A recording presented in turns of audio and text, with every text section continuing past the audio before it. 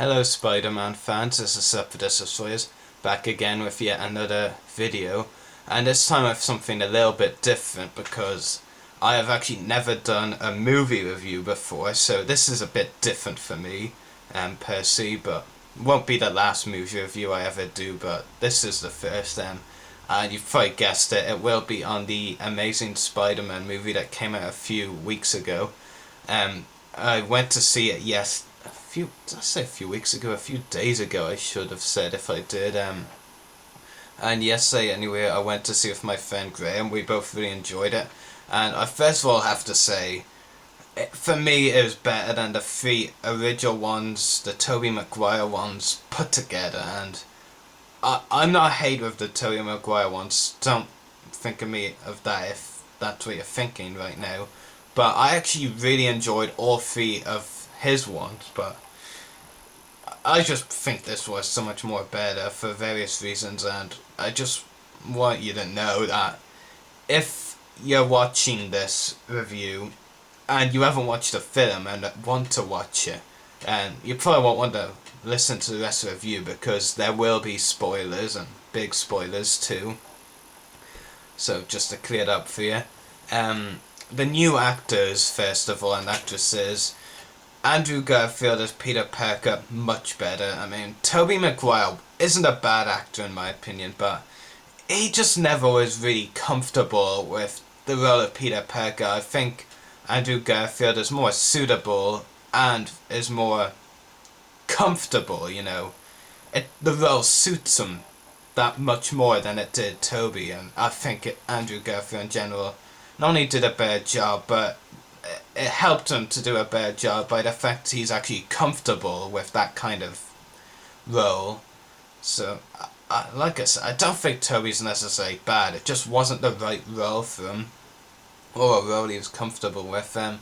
Emma Stone as Gwen Stacy, very good. I really enjoyed her performance. But I'm kind of surprised they didn't save Emma Stone to play Mary Jane Watson when MJ eventually does come in, because I may be wrong or not, but isn't Emma Stone a natural redhead or something? I'll have to look into that a bit more, because I'm sure she's actually a redhead, like MJ is. So that kind of, I don't know. But nevertheless, about that, it was still a great performance by Emma Stone, and I look forward to seeing some more of her, and Andrew Garfield especially as well, in the next of the series, because the whole series has been rebooted. This isn't just a one-off film. Some other ones, the only one I probably don't like, I guess, is Aunt May, the new actress for that. It's not that I have anything against the actress. I thought she did what she was supposed to, right? But I just don't think the kind of role they gave Aunt May in this new film is the best one. Is that good, to be honest. I'm kind of confusing myself here. I just felt that the Aunt May they used in the original ones, the actress, basically the point behind the character, is just not as good in the new film, in my opinion. That's probably the only character slash actress that I have any criticism about. As a film called Ben Parker, the new actor is good. I personally prefer the one in the original three, but the new one is pretty good, and they definitely gave him a better death in this one. I will say that, and I'll expand on that more later. Captain Stacy's actor was pretty good, and so was Dr. Kirk Connors. I mean, those two characters barely appeared in the original series, where they both appeared in Spider-Man 3, and in this new series they were much more important. And Connors, like, in Spider-Man 3 was made out to be a sort of a good character, like, there to help Peter. But in this series, like, this film, which I much prefer, he's not I was watching this featurette with the actor, and what he said was interesting. He's not as much of a villain, but he feels he's been punished or unfairly treated by God or something or another. I can't quite remember what the actor said, and that he felt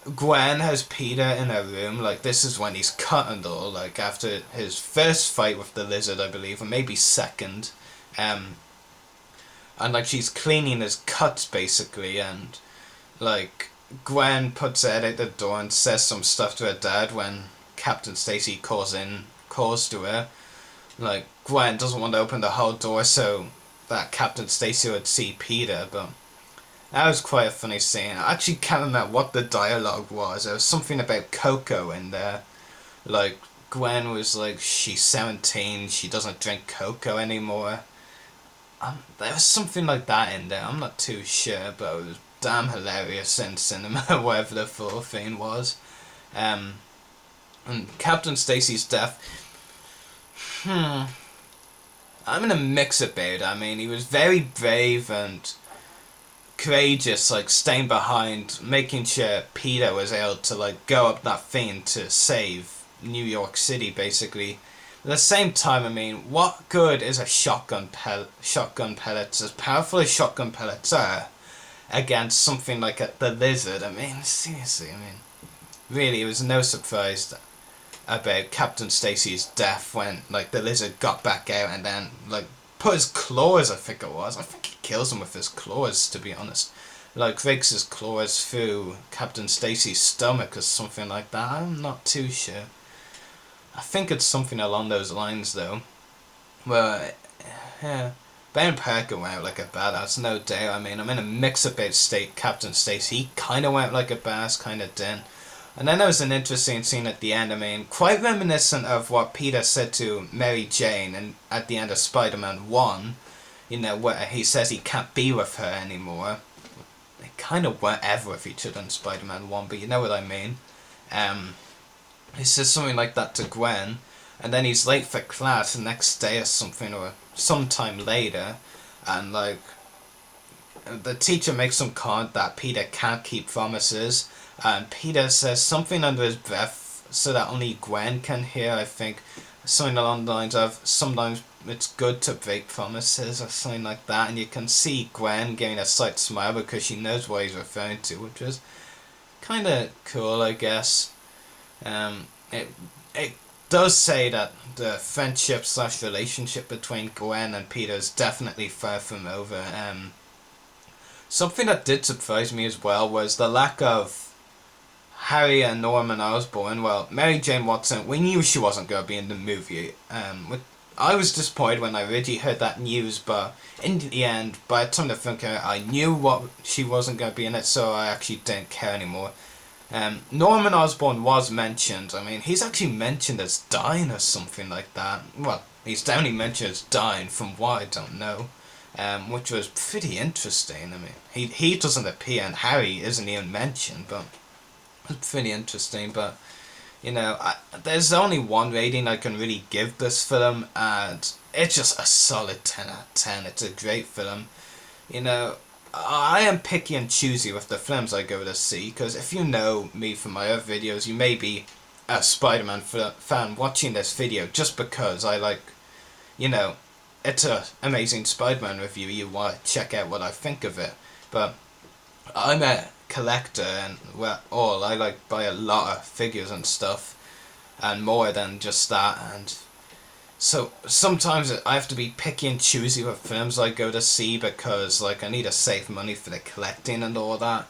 But this was one film I was definitely very excited to see. There's only a couple of films over the next couple of years now that I want to see, really. I mean, the new James Bond film, I'm definitely going to see that. Maybe, well, but definitely the Percy Jackson one, the second one next year. I'll definitely go to that too. Aside from that, there's not really any films coming out I want to see, to be honest with you. But a solid 10 out of 10 rating for this film. Definitely worth going to it. If you haven't gone already and you've had to watch a review for spoilers, might ruin the film for you. But then again, I actually knew both Uncle Ben and Captain Stacy were gonna die before I saw the film anyway. Well, I heard a rumour that Stacy would die, but I effectively knew, but I still enjoyed it Sure, great film. The hand-to-hand combat was done brilliantly as well. It can be sometimes hard to perfect hand-to-hand combat in a film, but great film, really impressive. It's a must-see film. One of the must-sees of this year, to be honest. I mean, okay, you Batman fans will probably want to see Dark Knight Rises when it comes out. I'm not too sure when it comes out, to be honest. But this is also a great film to watch, and definitely recommend it very much. So I hope you've enjoyed this review, web slingers, of Spider-Man, the Amazing Spider-Man, and see ya.